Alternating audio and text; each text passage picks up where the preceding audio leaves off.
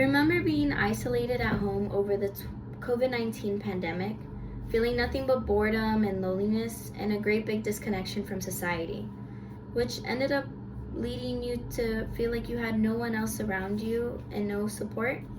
Well, I do. Except I remember and I realized that I had my furry tail wagging companion along my side the whole time, experiencing what I was experiencing. My dog and my best friend. Which leads into today's discussion. Today I would like to talk about how research reveals how dogs show empathy through action towards humans, and how we should understand that this goes far beyond just the human-dog relationship, but goes more into how cross-connection species matter, and how we should try to understand why it happens and how it happens. And yeah, with further ado, let's dive into it. We'll go more in depth about how dogs were there to emotionally support us over the global pandemic, leading with how dogs can sense our stress and emotional state, ending with how cross-connection species reciprocation matters and mutualism matters. Let's dive into it. Dr. Corey Bosolari, a psychology professor, she conducted a research and wrote an article based off of her experience over the COVID-19 pandemic with her companion. Her article being called, "I Couldn't Have Asked for a Better Quarantine Partner," published in 2021. She found herself and many other people feeling a disconnection from society and feeling like they were missing a sense of comfort and missing that socialization. So when she conducted her open-ended question survey, a lot of dog owners responded saying that they felt the exact same way. But with data being shown from those survey responses, she was able to conclude that a lot of people were actually able to receive emotional support from their animals, when their animals were able to understand and detect how their owners were feeling. So when their owners were feeling sad or depressed or anxious, the dogs would respond in a sense of, "I need to comfort my owner.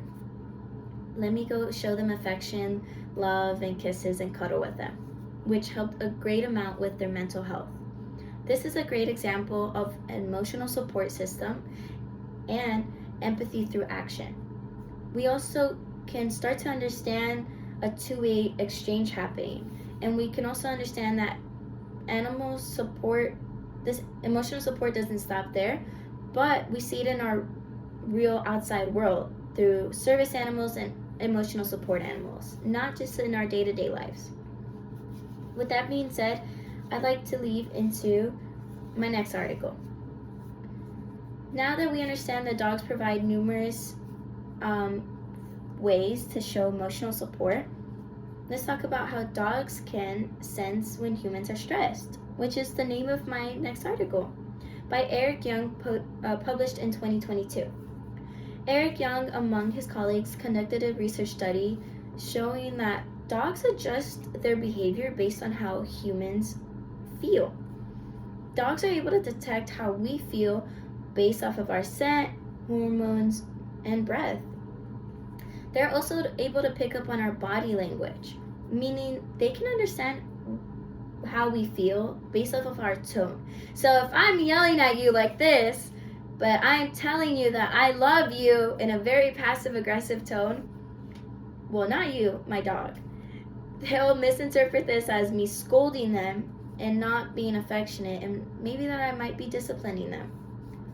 But if I spoke to them soft-spoken, telling them very hatred things like "you're stupid" or "I hate you," they'll probably misinterpret that as well and take it as affectionate, which is very interesting. So we can gather more about sensory empathy from this and how dogs respond better to calm tones, and they'll help actually reduce our anxiety when they pick up better information from our body language and tone. So from this we learn that empathy through action isn't just limited to one species, but is through all different types of species.